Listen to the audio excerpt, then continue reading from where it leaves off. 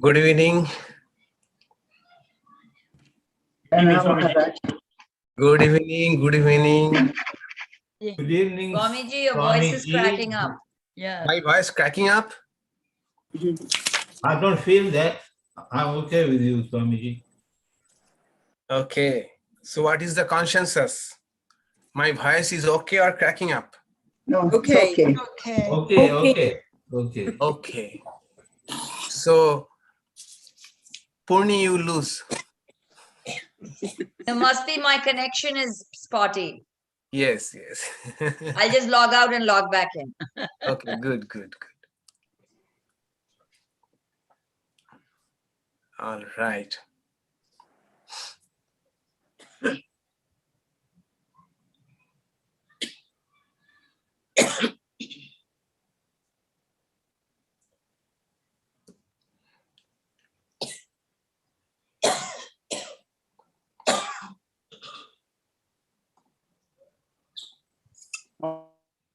All right, so time is up. We shall start with chanting.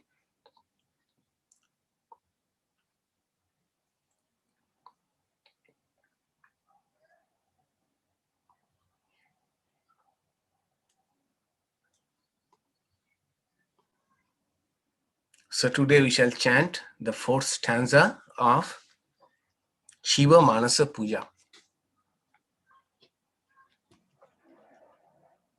Let's read the English together. Thou art myself, Atma. My intelligence is Girija, Parvati. My life forces, sense organs are your attendants. My body is your abode, temple of the Lord. Experiencing the objective world is your worship. My sleep is the state of samadhi.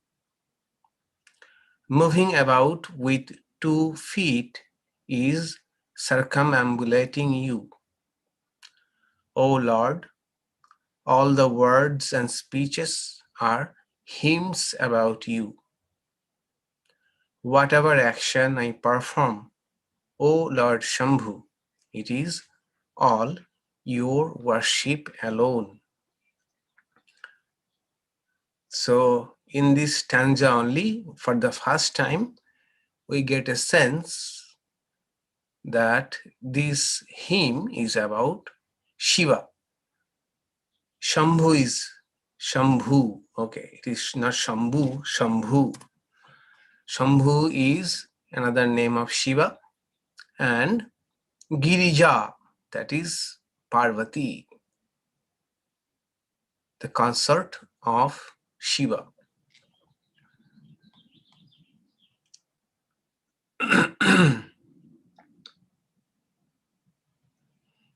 All right. First, call and response. Atma tvam girijamati. Atma tvam girijamati. Sahachara. Sahachara. Prana shariram griham. Prana shariram griham. Pujate vishayopa. Pujate vishayopa. Bhogarachana. Bhogarachana. Nidra samadhisthitihi. Nidra samadhisthitihi. Sanchara padayoho. Sanchara padayoho. Shinavidhihi Pradakshinavidhihi Stotrani Sarvagiro Stotrani Sarvagiro Yat Yat Karma Karomi Tat Yat Yat Karma Karomi Tat Tat Akhilam Tat Akhilam Shambho Tavaradhanam Shambho Tavaradhanam. Now chant along.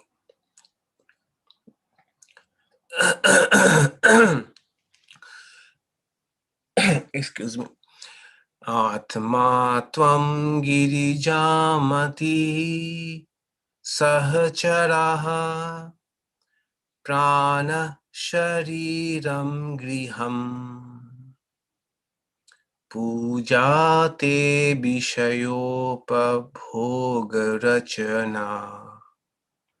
Nidra samadhi sthitihi Shanchara padayo pradakshina vidhihi Stotrani sarva giro Yat yat karma karomi tat tatakhilam Shambho Tavaradhanam Yat Yat Karma Karomi Tat Tatakhilam Shambho Tavaradhanam. Once more.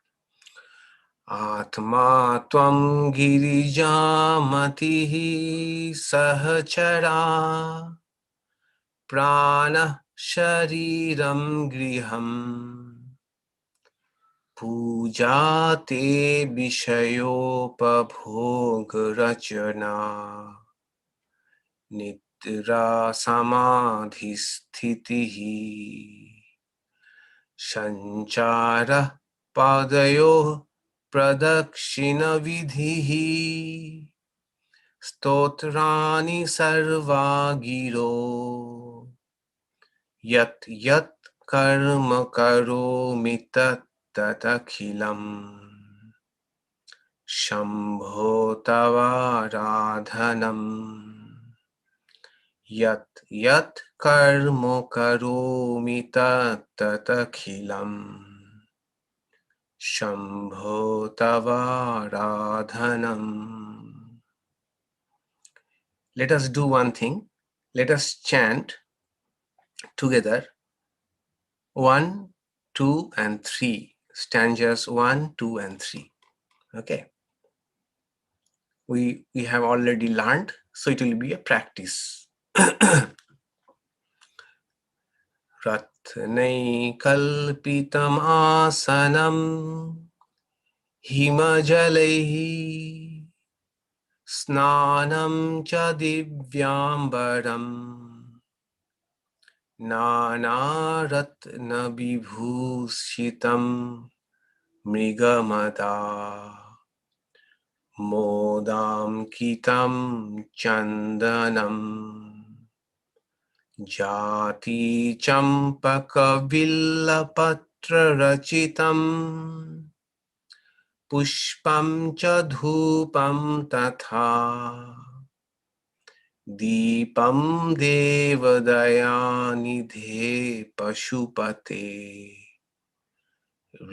Ritkalpitam Grihatam Deepam Devadayanidhe Pashupate Ritkalpitam Grihatam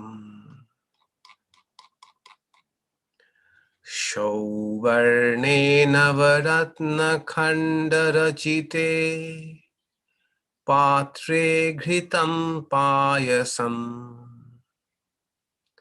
Bhaksham panchavidham payo dadhiyutam Rambha phalam panakam Shakanam jalam ruchikaram Karpura khandojvalam Tambulam manasa maya virachitam Bhaktya prabho sikuru Tambulam manasa maya virachitam Bhaktya prabho sikuru.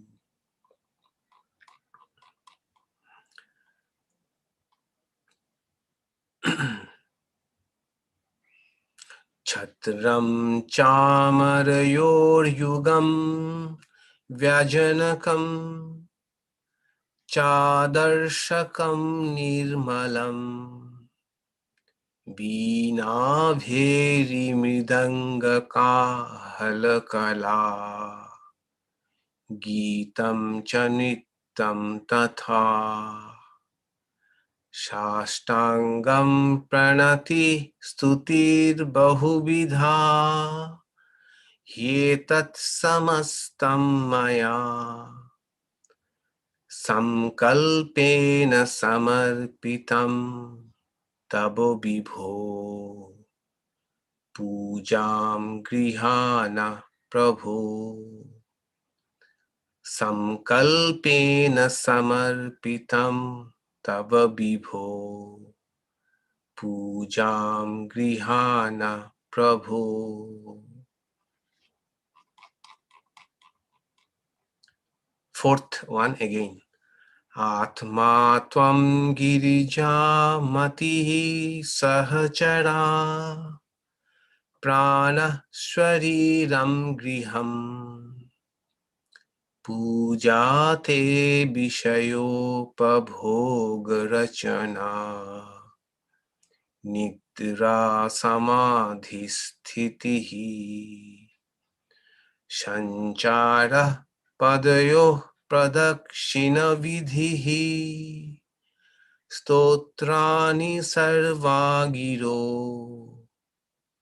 Yat yat karma karomi tat tatakhilam Shambho tava radhanam Yat yat karma karomi tat tatakhilam Shambho tava radhanam.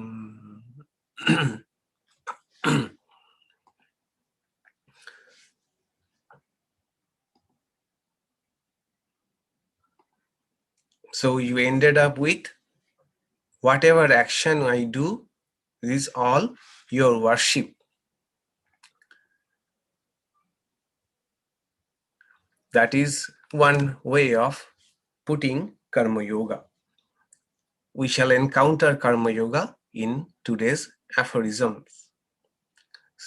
So far we have studied 24 aphorisms of Narada Bhakti Sutra, and which is a section, the section called Parabhakti Sarupam, nature of Parabhakti. Parabhakti means supreme devotion, spontaneous devotion to God. And we saw even in that section called Parabhakti, there are 3 subsections. First 7 aphorisms were trying to define this Bhakti, Parabhakti. And we saw Bhakti, Parabhakti, supreme devotion is, although ineffable, it can be indirectly defined as manifestation of some qualities or some signs in the devotees. Second part was that one of the nature of this Parabhakti is to have one-pointed devotion to God. and total surrender to God for everything, depending upon God for everything, consecrating all actions, whether the so-called mundane actions or even religious actions, all for God. That is, to be brief, it is all leading or living a God-centered life. Third part or third subsection was Narada wanted to show three views about the how this Parabhakti manifests in the life of the devotees. We saw it may manifest as love for puja or ritualistic worship, love for reading or listening or talking about divine pastime, divine leela of divine incarnations. Or it might also mean always remaining connected to God who is indwelling, remaining connected with our indwelling self. And Narada finally presented his view that according to him, Parabhakti, the sure, unmistakable sign of Parabhakti is total surrender to God, all actions, total surrender to God, surrendering all actions to God, and feeling an intense pain if the devotee feels that there is a sense of separation. So that was these 24 aphorisms were the first chapter or first section of Narada Bhakti Sutra. Now we move on to the second part of Narada Bhakti Sutra, where Narada would try to show that why bhakti is superior to other yogas or other spiritual practices. And for that, we have to remember that since we are studying a bhakti text, a text on devotion, it is just natural that this text will try to show that this is the best path. In fact, it is very good thing.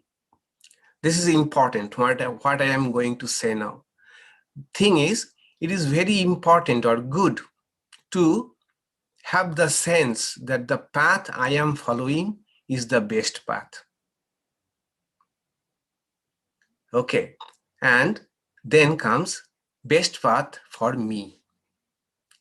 Best path for me. Whatever I am following is the best path for me. Somebody else is following something that might be the best for them. So it is good to have this kind of conviction that what I am doing is best for me. The problem comes when we think what is best for me should be best for others also, and we try to convince others about why others should also follow the path I am following, or try to convince others about that my viewpoint, what I have understood is the best. There comes the problem. The problem is not in thinking that my path is the best, but problem is trying to think or trying to convert others, convince others that they should also follow this my path. There comes the problem. So a bhakta, a bhakti yogi, to them, bhakti is the best. A jnana yogi, jnana is the best. And it is a bhakti text. So definitely it will have the firm conviction that bhakti is the best. Secondly, we have to remember that there is such a thing called worldviews. Worldviews. So the worldview that one has, according to that, they have their own values, their own practices. According to Narada's worldview, bhakti is the best. When we turn to Shankara, Acharya Shankara's in his worldview, Jnana Yoga is the best. If we turn to Patanjali, Yoga, Raja Yoga is the best. Okay, these 2 points we have to remember, that it's a Bhakti text, and for a Bhakta Yogi, Bhakti is the best path. Secondly, in Narada's worldview, we are studying now Narada Bhakti Sutra. In Narada's worldview, Bhakti is the best. Now, let's move on to the aphorisms. We shall study 2 aphorisms today, aphorisms 25 and 26, and we shall get the meanings together, 25 and 26 together. Aphorism 25 is Satu karma jnano yogebhyo api adhikatara. If we break it down, Sa tu karma jnana yogebhyo api adhikatara. So let's chant it together. Satu karma jnana yogebhyo api adhikatara.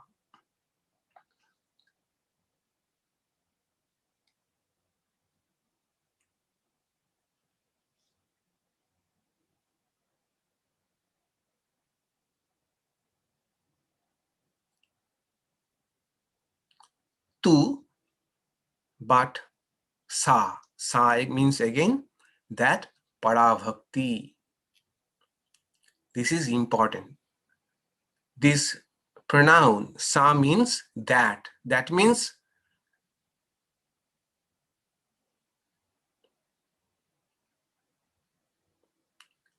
aphorism 2. This pronoun refers to aphorism 2. Athata bhaktim vyakhya sama satu parama prema rupa. That's sa. It is related to aphorism number 1. Athato bhaktim. That bhakti, that parabhakti, adhikatara. Adhikatara means is superior. Is superior. Api. Api means superior to. Karma. Karma means karma yoga. Jnana. Jnana means jnana yoga. And yogebhyoho. In fact, karma, jnana, yoga, these 3 are a compound, is a compound word here. That is why bhyoha. Bhyo means from or to. So karma, jnana, yoga. Here, yogebhya, in the word yogebhya is hidden the word yoga. So the yoga refers to Raja Yoga, Patanjali Yoga.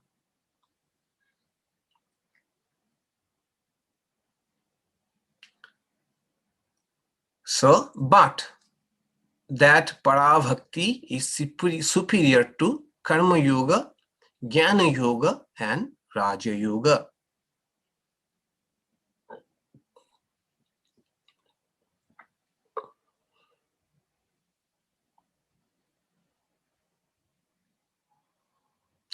That parabhakti is superior to Karma Yoga, Jnana Yoga, and Raja Yoga.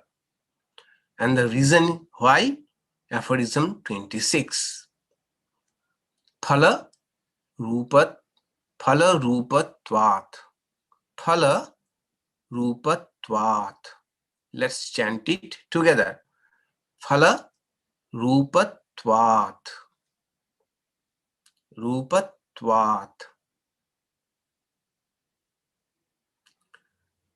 Rupatvat phala. Rupatvat means because it, that is parabhakti, is of the nature of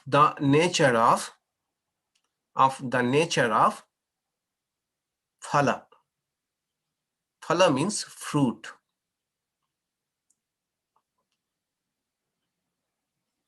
because Parabhakti is of the nature of fruit. That is why Parabhakti is superior to Karma Yoga, Jnana Yoga, and Raja Yoga. Okay, now discussion.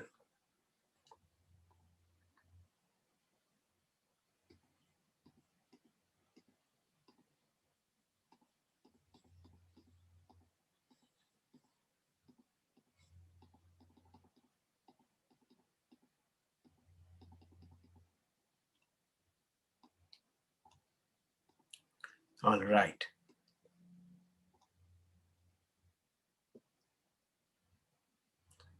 Is that Rupa same as in Nama, Rupa, name and form? Yes, Rupa is in the sense of, yeah, because of the nature of the form of, yes, meaning is same.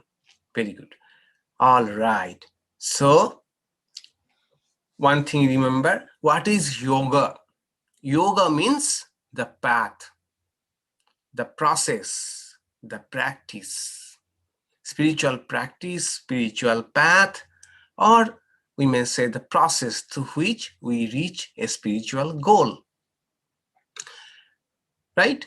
That is why Bhakti Yoga, that is the path of Bhakti. Jnana Yoga, the path of Jnana. Karma Yoga, the path of Karma. Raja Yoga, the path of yoga itself or meditation. So, in this aphorism, the words karma, jnana, and yoga refer to respectively karma yoga, jnana yoga, and raja yoga. Okay.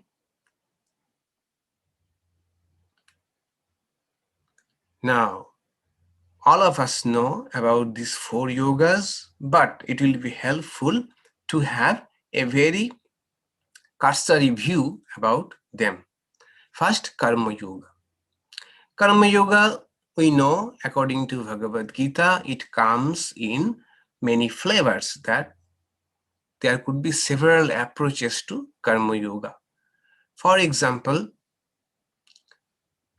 dedicating all work to our beloved God is Karma Yoga. Puja. Thinking all work as worship, that is Karma Yoga. Then also we know from Bhagavad Gita, doing all activities, thinking or with the firm conviction that we are taking part in a cosmic yajna, that is a cosmic cycle where everybody is contributing. And that way we are delivering, discharging our duties. That could also mean Karma Yoga. But generally, when Karma Yoga is referred, the standard flavor of Karma Yoga means the path of selfless action. That is, doing our duties meticulously and doing the righteous things, things which are dharmic, following dharma, doing that thing, even if it might mean a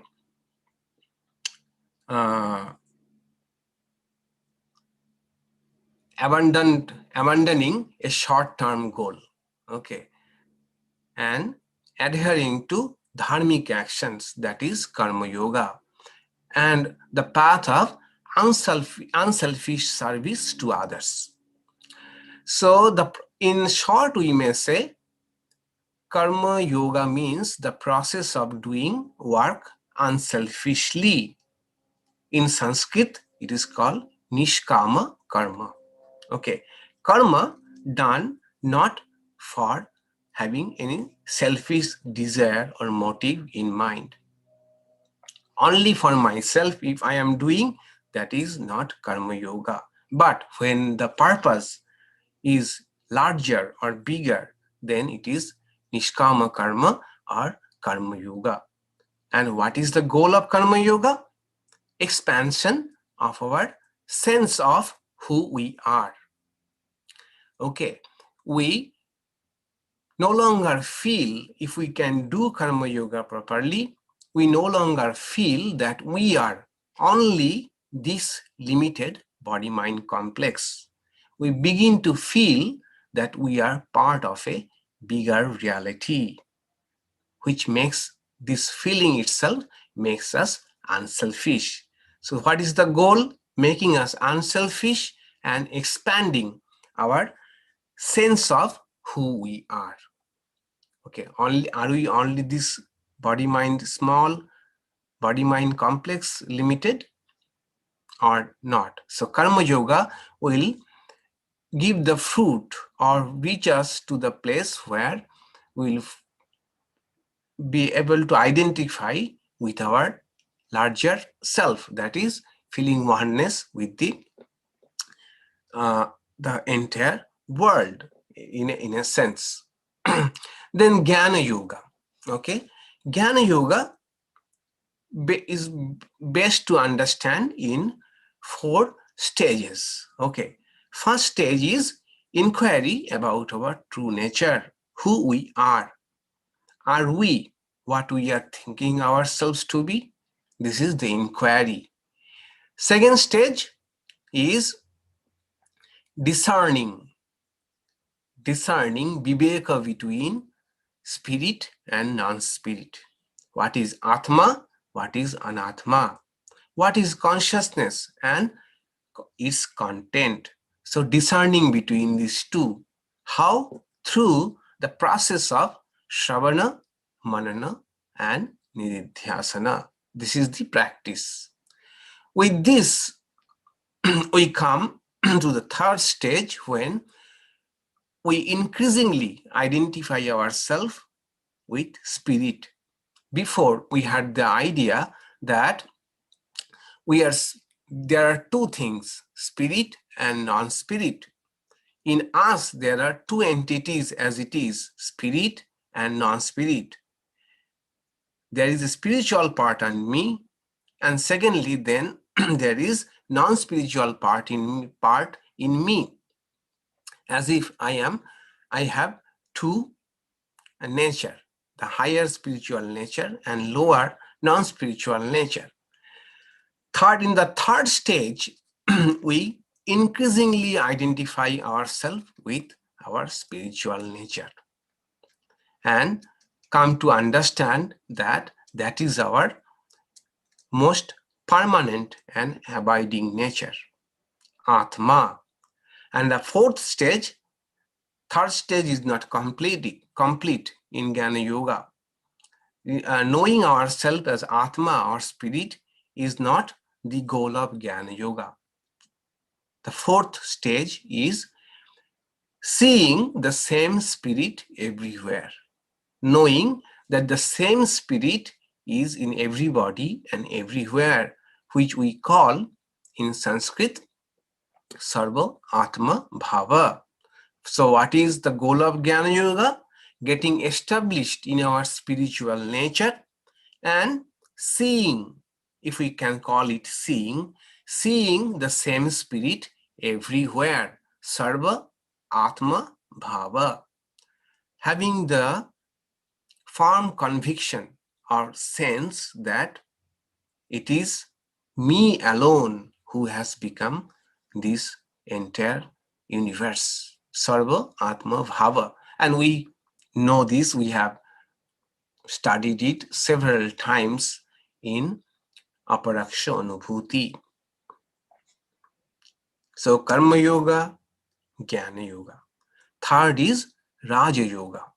Okay, Raja Yoga refers to Patanjali Yoga.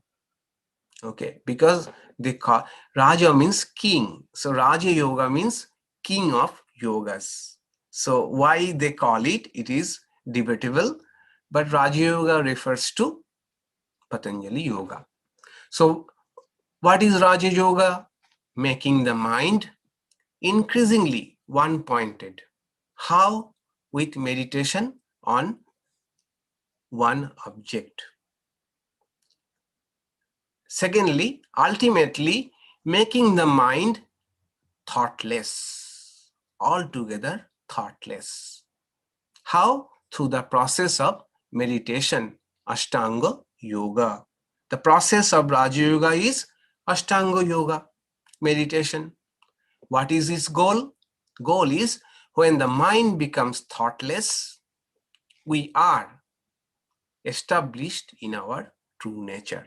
According to Raja Yoga or Patanjali Yoga, different thoughts and vrittis in our mind are in fact creating separation, or they are just distraction from knowing who we are.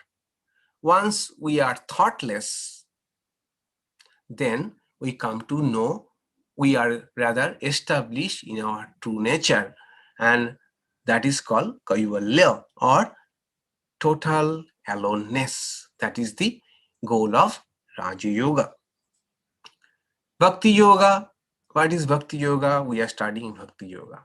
Bhakti Yoga is nothing but cultivation of love for God through the process of Apara Bhakti, through the process of the different means of Bhakti. We have some love, how to cultivate that love, how to expand that love.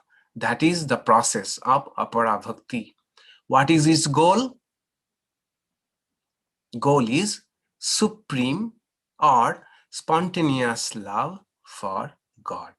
That is the goal of Bhakti Yoga. Right? So, if we now take a look, a comparative look on the 4 yogas, this is important. Take a look at this table. This table is to understand, the key to understanding the aphorism. Path Karma Yoga. Practice unselfish work, Nishkarma Karma. Goal or fruit or result, transcending the idea of limited self. Jnana Yoga.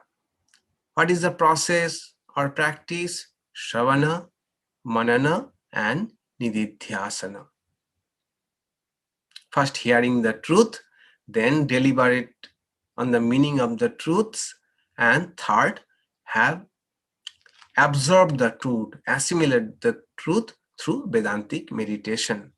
What is the goal or the fruit of Jnana Yoga, or the result of Jnana Yoga? Seeing the same spirit everywhere. Sarva Atma Bhava.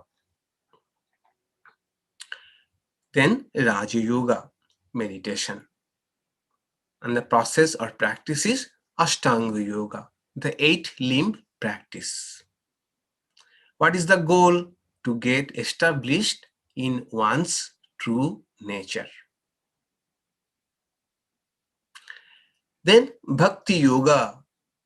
What is the process? Cultivation of love for God, which is called Apara Bhakti or Vaidhi Bhakti. Preparatory practices. What is the goal or fruit or result? Supreme love for God. That is Para Bhakti.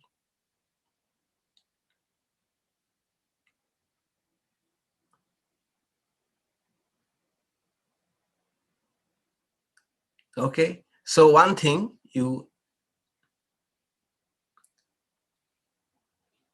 are you able to see or notice the difference of Bhakti Yoga with other 3 yogas in one particular aspect?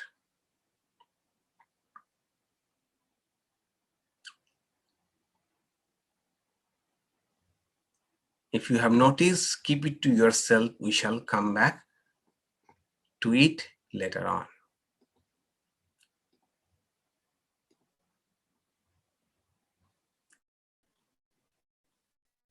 Okay, now that you have seen, we have seen the table, let's revisit the aphorisms.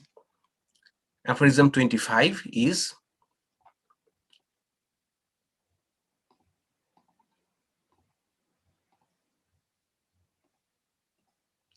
aphorism 25 was that, but Parabhakti is superior to Karma Yoga, Jnana Yoga, and Raja Yoga. And 26 was because Parabhakti is of the nature of fruit. Okay. So, supreme devotion, Parabhakti, is a goal, fruit, or result. And since Parabhakti is goal, as goal, it is superior to paths. Because the paths are different yogas, right? It is superior to all the yogas, including, remember, Bhakti Yoga. So the aphorism 25 does not say that Bhakti Yoga is superior to other yogas. Rather, it is saying Parabhakti is superior to other paths, right? Because goal is always superior to the path. In that sense, Parabhakti is superior to all other paths, including the path of Bhakti.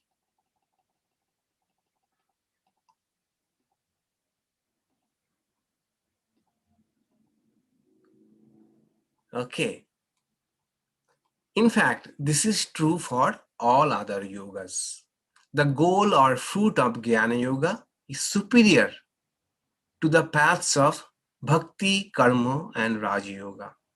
The goal or fruit of Karma Yoga is superior to other paths. The goal or fruit of Raja Yoga is superior to all the other yogas. Okay, so if you remember the initial opening comments, we may now say there are 3 reasons why Parabhakti, why supreme devotion and Parabhakti is superior. Reason 1, as a goal or fruit. As a goal or the fruit itself, or as the result itself, Parabhakti is superior. Bhakti is not superior as a path. It is as good as any other path, any other yoga. But Parabhakti is superior to other paths. Secondly, in totality, or even if we take Bhakti Yoga, the entire Bhakti Yoga, the path as well as the goal, we have to remember that we are reading a Bhakti text, and naturally, Bhakti text will try to establish its superiority. And it is good to have the conviction that the path that we are following is best for me. Someone else's path might be best for them. And that is not the problem. Problem is when we think that others should also follow my path, and I try to convince others about superiority of my path. This aphorism should be seen in that light alone. Otherwise, it might appear to be dogmatic. Third reason was what? The difference in worldview. Worldview differs from teacher to teacher. In Narada's worldview, Parabhakti is best. In Shankara's worldview, Jnana is the best. And when very often, if we read the commentaries of Upanishad and other places, we might encounter, or even different discourses, lectures, which are available everywhere in YouTube and places like that, about debate between which is better. So we have to remember one thing. When Acharya Shankara says that bhakti is a stepping stone for jnana, he means the preparatory bhakti is stepping stone for jnana, not para bhakti or highest love. When Narada says that jnana is inferior to bhakti, he means the path of jnana, the preparatory jnana, not the jnana, the goal, highest jnana, which is sarvatma bhava. That we have to remember. So this aphorism said that Parabhakti is superior to other yogas, including, which it missed out, we did not include, including path of Bhakti Yoga, because Parabhakti is the goal. Other yogas are paths. Okay. Now, let us add one level of complexity in this aphorism. That is aphorism 26, which said Rupatvat. It did not say that Parabhakti is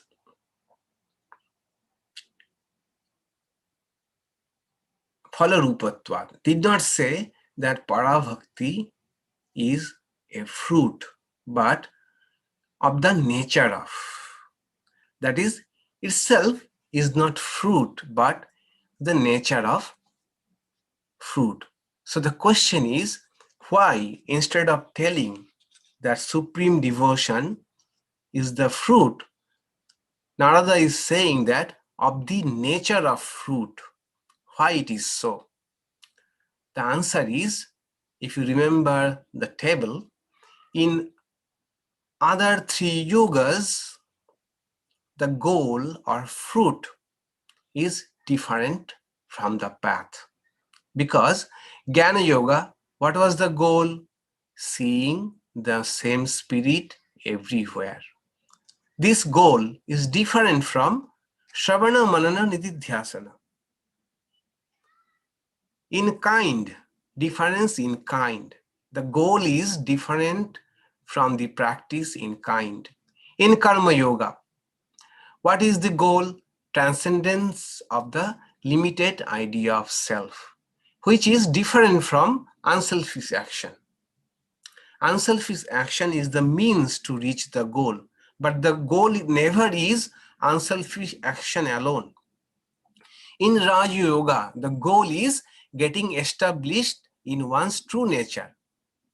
That is the goal. And Ashtanga Yoga is not the goal. Ashtanga Yoga is the means. So, in all the three other yogas, there is a difference in kind between the goal and the path. The phala, the fruit, is different from the path or yoga.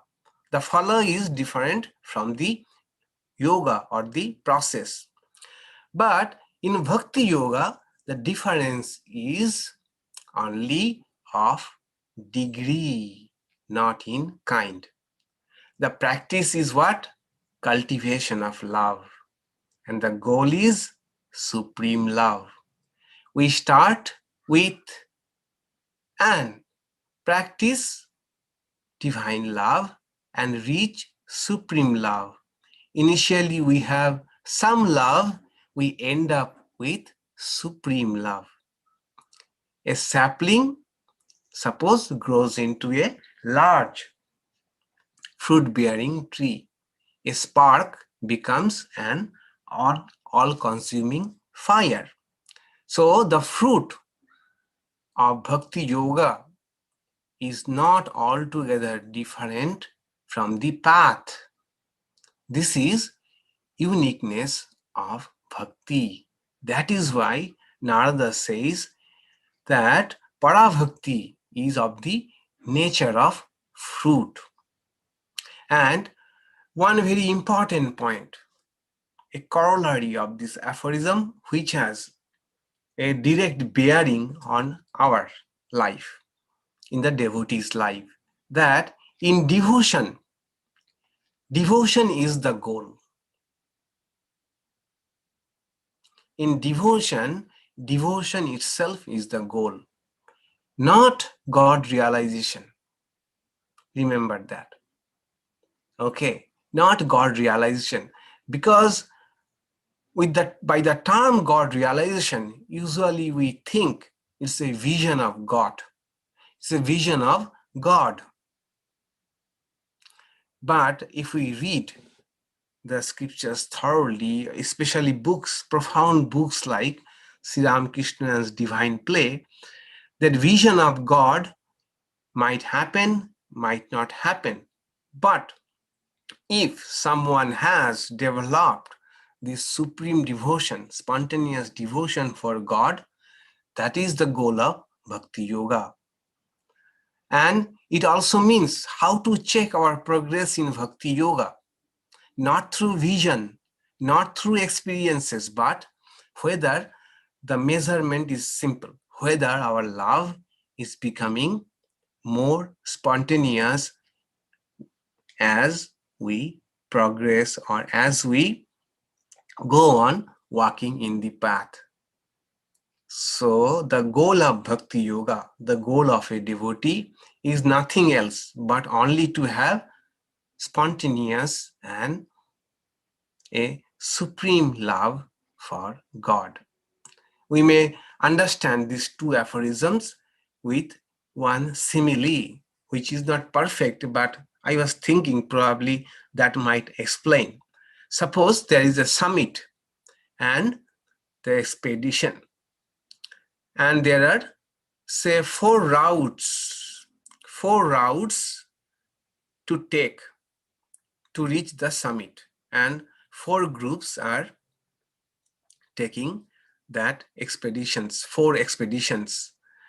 So the aphorism number 1 said, the summit is superior to the treks or the routes. It is obvious. The summit is superior to the treks or routes in the sense that summit is the culmination of the expeditions. And the treks and routes are only means to reach the summit. In that sense, the summit is superior to the treks or routes. And the second aphorism said that among all these four routes, there was one route only in which the summit was always visible.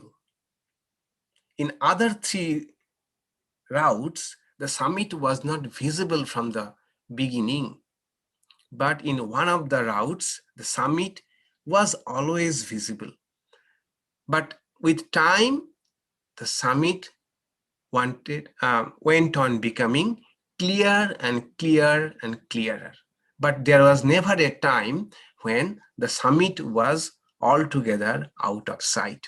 And that is the beauty of Bhakti Yoga.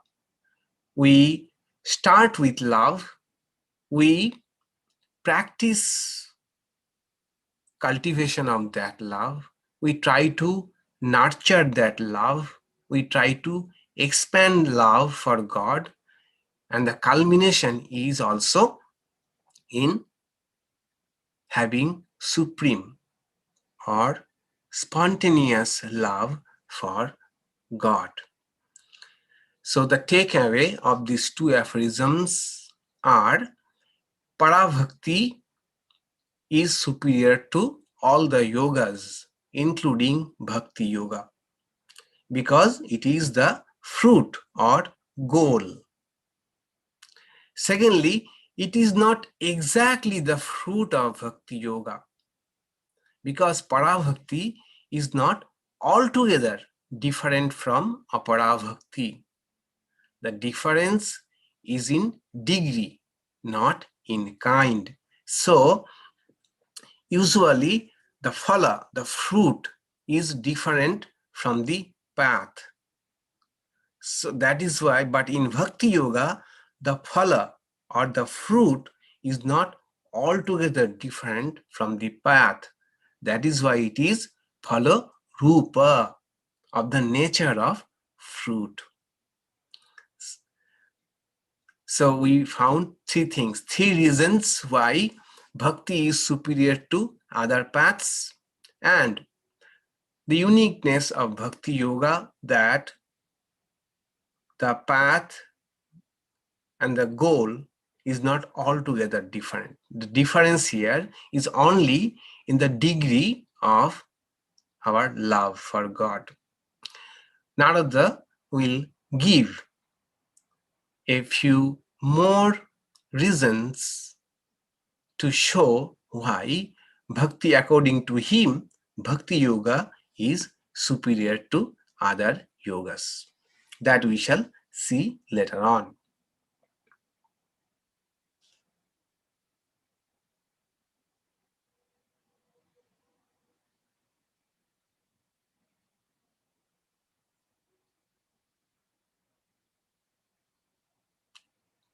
Practicing Jnana Yoga will take time if it means trying to search within who we are and what are we doing in this world. Can you elaborate a bit? No. To some, Jnana Yoga might be more conducive, but usually such aspirants are not many in number. So Jnana Yoga will take more time depending upon who the aspirant is. Second is, it must be very difficult, almost impossible to achieve and practice all yogic concepts in life. Of course, it is difficult, but it is not impossible. Is not the goal the same for all paths? Yeah. Goal is same for all paths, depending upon how we define the goal. Okay. There is a lot of discussion on this.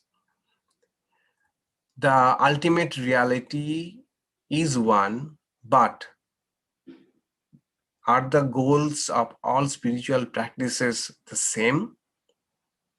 Can you equate nirvana with parabhakti? Can you equate nirvana with Christian concept of going to heaven? So there are nuances. It is too simplistic to say that the goal is same for all paths. Okay. Can you explain a bit about defining paths? I believe you have explained it clearly. Okay. Superior in a sense of being a more direct, hence easier path. No, not in the sense of easier, but superior. We have already said why it is superior. Is it fair to say Sri Ramakrishna was a great exponent of Bhakti Yoga? Similarly, would you characterize Swami Vivekananda's path, Karma Yoga? Yes, Sri Ramakrishna undoubtedly was chiefly a proponent of Bhakti Yoga. Okay, and Swami Vivekananda, there is a established saying about that. It is, Sri Ramakrishna was Jnani inside, Bhakta outside. Okay, his appearances and talking and way of dealing with may appear he is a Bhakta, but inside he is a Jnani. And Swami Vivekananda, about him it is said, he is a Jnani outside, a Bhakti inside. Okay, so they belong to a different league. Okay, so they combine all the paths. They reach the goal and combine all the paths. Okay, so it is not we cannot really compartmentalize them like he was a bhakti. But Sri Ramakrishna was a proponent of bhakti. For most of the people, he used to say that bhakti is the path for most of the people. But people like Swami Vivekananda, he used to insist on jnana. Although Swami Vivekananda was averse to jnana and Advaita Vedanta in the beginning, Sri Ramakrishna used to prod him for the path of jnana, knowing that he is of such a great quality. He was such a great aspirant. So it is said Swami Vivekananda is bhakta inside, jnana outside, as well as a great karma yogi. And it is also true for Sri Ramakrishna. Sri Ramakrishna was jnani inside, bhakta outside, but a great karma yogi. Because karma does not mean only going to places or giving lecture or making institutions. Sri Ramakrishna's karma yoga was of a different kind. Okay, he, planted the seeds of spiritual life to many people. Not only that, sincere spiritual aspirants, seekers, to them, he used to encourage them and show them more light. So that is also a karma yoga without expecting anything in return. After he had realized everything, the rest of his life was only in the service of others. So that is also karma yoga. So karma yoga does not mean that only building institutions or hospitals or schools or charitable activities. Karma yoga can have different dimensions. Can you please repeat the 3 reasons you mentioned? Okay, wait for the note. I shall send the note. Can you comment on the similarity of chapter 16 of Bhagavad Gita, where the being good is in the reward in itself? Is not the goal of Bhakti Yoga God realization? No. The goal of Bhakti Yoga is not God realization. But goal of Bhakti Yoga is to have Para Bhakti. Okay. Never in Bhakti Yoga we shall see the mention of God realization. Para Bhakti might come as a result of God realization, but it might also come on its own without having any vision of God. Okay. So as I said, the term God realization, it is, what do you mean by the term God realization? Seeing God? According to Bhakti Yoga, having the supreme love, the spontaneous love for God, which is one-pointed, that is, your life is centered around God, about your conception about God itself is the goal, itself is the God realization. Okay. So God realization is an amorphous term. All right, so we shall see. Okay, from a practical point of view, should a householder devotee pick a certain path and stick to it? Well, the best thing, because I know you, you already have a guru and instructed you. So the best thing in your world is what guru has instructed to you. Okay, there can be nothing more valuable than what one's guru has instructed or chosen for the disciple. Okay, that is the end of all doubts. That is the path for the disciple. All right, it's time for guided meditation. Give me just 1 minute before I join.